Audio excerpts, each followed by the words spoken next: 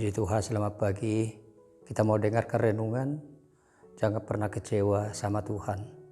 Mari kita lihat, ini adalah peristiwa Yohanes menyuruh murid-muridnya untuk bertanya apakah engkau yang akan datang itu atau kami masih menunggu.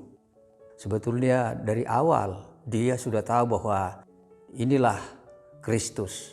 Makanya dia berkata bahwa dia sudah melihat waktu dia membaptis, Roh Allah turun seperti burung merpati. Jadi dari awal itulah tanda yang diberi Allah kepadanya bahwa itulah Kristus itu. Dan perjalanan kehidupan ada tantangan yang besar, tidak mudah. Maka tema kita ini adalah penguasaan diri. Dan kita tahu penguasaan diri ini adalah memang ada ujian-ujian dulu. Penguasaan diri ini adalah paling utama di tengah dunia, apalagi sekarang yang semakin semeraut. Dan kalau kita bisa menguasai diri, kita juga mempunyai kuasa. Kuasa itu akan mengalahkan semua penderitaan-penderitaan apapun. Di sini kita baca begini, ditulis begini dalam Matius pasal 11. Maka jawab Yesus kepada mereka itu, katanya kepada utusan Yohanes, murid-murid yang diutus untuk bertanya, siapakah engkau? Engkau adalah Kristus itu. Inilah kata-kata Yesus. Pergilah kamu, kabarkanlah kepada Yohanes atau Yahya segala hal yang kamu dengar dan lihat, yaitu orang buta celik, mata melihat, dan orang timpang berjalan betul, jadi jalannya betul. Ini adalah perbuatan Tuhan Yesus yang luar biasa, dan ini pengertian rohani semua. Dan orang yang kena balasarat, yaitu kusta, tahir, artinya orang berdosa tidak ada yang bisa menanganinya kecuali Yesus. Orang berdosa itu hanya darahnya yang bisa menucikan, perkataannya bisa yang menucikan. Dan orang yang tuli mendengar orang tuli. Jadi tuli rohani, kita harus mendengar bahwa perkataan Yesus itu adalah perkataan ya dan amin. Semua, tidak ada yang pernah salah. Dan setelah mendengar tuli dan orang mati dihidupkan.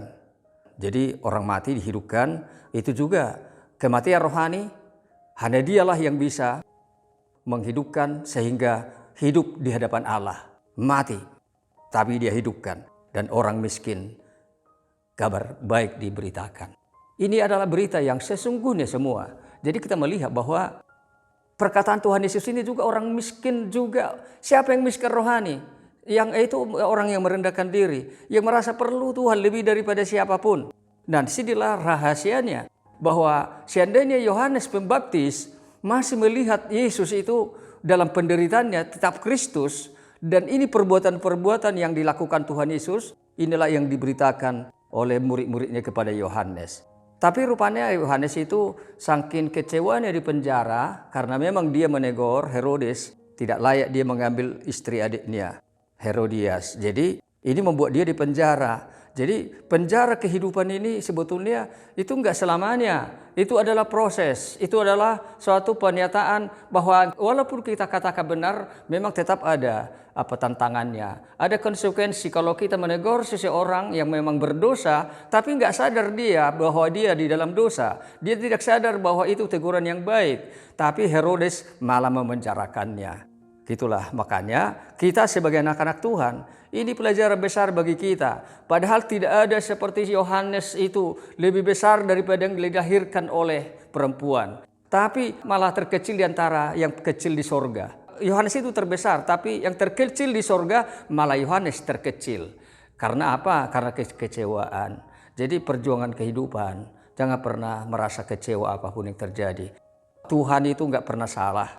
Tuhan itulah yang kita sudah baca. Semua itu perbuatannya itu tidak bisa dilakukan oleh manusia biasa. Itulah Kristus, itu adalah perbuatan anak Allah, perbuatan yang ajaib. Itu tanda bahwa dia anak daripada Allah Maha Tinggi, Bapa yang kekal itu. Jadi maka biarlah melalui perkataan ini, jangan pernah kita kecewa sama Tuhan. Tetaplah ikut Tuhan, tetaplah percaya dalam situasi apapun, dalam kondisi apapun keadaan dunia ini. Karena kita memiliki jaminan bahwa kita ada bersama dengan Tuhan Yesus di dalam alam kemuliaan yang kekal, walaupun penderitaan harus kita alami sementara saja. Jadi puji Tuhan, ini hanya berita singkat, tapi biar ini kita masuk ke dalam hati kita. Dalam keadaan zaman di mana dia akhirnya terpengaruh kepada dunia Yudaisme. Artinya, ahli Taurat, orang Farisi itu malah menguasai dia. Harusnya kerajaan Allah itu harus dia terus akan ikut Yesus. Dia sebetulnya hanya pelita yang sementara menyala. Tapi terang yang besar itu sudah datang. Terang yang sesungguhnya itu sudah datang Yesus. Dia harusnya mengikut. Tetapi karena kekecewaan akhirnya dia menghilang. Karena setelah waktu Yohanes datang memberitakan kerajaan Allah, maka orang Farisi, ahli Taurat, kerajaan Allah diserong dan menguasainya. Akhirnya dia tidak punya cerita lagi setelah itu. Makanya inilah menjadikan kita, anak-anak Tuhan di zaman sekarang. Kita tahu tidak ada jaminan yang lain, yaitu hidup di dalam Kristus Yesus Tuhan kita. Itu adalah berita yang paling baik, berita yang harus kita selalu terbuka untuk mengetahui bahwa Kristus itu sudah datang ke dunia yang fana ini untuk membawa kita kepada kerajaan yang kekal. Jadi puji Tuhan, kuatkan dan teguhkan hati kita. Jangan pernah kecewa mengiring Tuhan. Jangan pernah menyalahkan Tuhan. Jangan pernah menyalahkan di mana dia, kok saya begini, dibuat Tuhan. Tidak pernah salah. Seperti apa yang kita alami ini, seperti itu ujian yang mungkin berat, kita akan lihat juga justru besar kuasa, yaitu melampaui semua apa yang kita alami. Karena yang buta melihat, bisa kita lihat tetap dia adalah Kristus. Dengar suaranya, dia tetap adalah Kristus. Bahkan rasa kematian rohani pun bisa kita bangkit lagi waktu kita tahu bahwa Kristus itulah yang sesungguhnya yang sudah datang. Sudah datang ke dunia. Nah, datang nanti lagi dia, akhir zaman. Nah, kita jangan malah nggak ada. Kita dengar suaranya, dia memanggil kita ada. Karena itulah rahasia kehidupan. Kita hanya perjalanan dalam kehidupan ini walaupun berat dan sulit, tapi jangan pernah mengecewakan Tuhan. Kecewa kepada Tuhan adalah berarti terkecil di kerajaan surga, tidak ada apa-apanya lagi.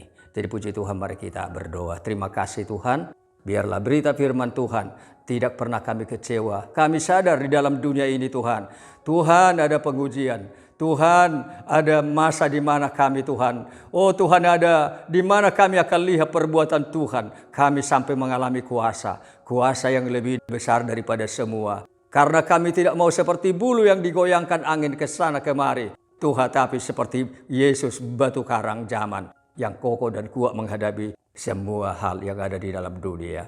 Terima kasih Tuhan, kuatkan anak-Mu. Buka mata kami, buka telinga kami, tahirkan hati kami. Tuhan, bangkitkan roh kami, hidupkan kami Tuhan, supaya kami boleh Tuhan bersama-Mu selama-lamanya. Terima kasih dalam nama Tuhan Yesus Kristus. Haleluya. Amin.